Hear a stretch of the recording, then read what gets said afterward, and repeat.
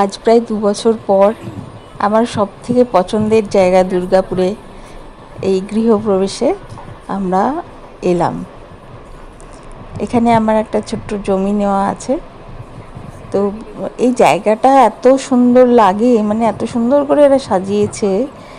আর গাছপালা, প্রচুর গাছপালা, ফুল, মানে দেখলে মন ভরে যায়। আমি যখন প্রথম এসেছিলাম, প্রথম যখন নিলাম এখানে, তার ফ্ল্যাটটা নেওয়ার পর তারপর আমি এখানে জমিটা নিয়েছি। এখানে আসার পর তো তখনই আফসোস করতাম যে আগে কেন দেখিনি আমি এই জায়গাটা, আগে কেন খবর পাইনি। তো যাই হোক, আজকে জমিটা দেখতে এসেছিলাম। দেখি কিছু প্ল্যান প্রোগ্রাম হয় কি না। এখানে আমার এক হাসদেও থেকে আমার পরিচয়, তারাও দুর্গাপুরে আমাদের পরেই নিয়েছেন, তাদেরও ফ্ল্যাট আছে, কিন্তু ওরা বাড়ি তৈরি করে ফেলেছে অলরেডি।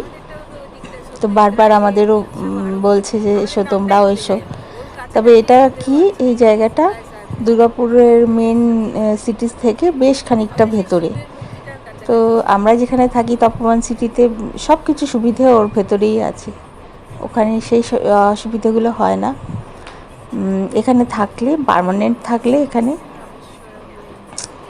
একটু অসুবিধে আছে। তবে যদি করিও কিছু, পার্মানেন্ট নয়, ওটা মাঝে মধ্যে একটা সাবস্টিটিউট হিসেবে এখানে থাকার ব্যবস্থা যদি করা যায়। জানি না, এখনও কিছু নিশ্চিত নয়। তবে আমার ভীষণ পছন্দের জায়গা এখানটা, একদম শান্ত পরিবেশ। আর জায়গায় জায়গায় পার্ক করা, জায়গায় জায়গায় মূর্তি বানানো, সব থেকে বড় কথা প্রচুর গাছপালা লাগানো, যেটা আমার ভীষণ ভালো লাগে, চোখ জুড়িয়ে যায় আসলে।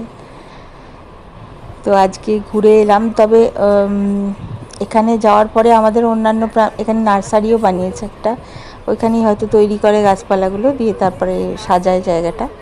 আরও অনেকটা বাড়িয়েওছে, এরা এক্সটেন্ড করেছে জায়গা আরও বাইরে। আর প্রত্যেকটা রাস্তার একটা করে নাম দেওয়া আছে, নাম্বার দেওয়া আছে, এবং নামও দেওয়া আছে।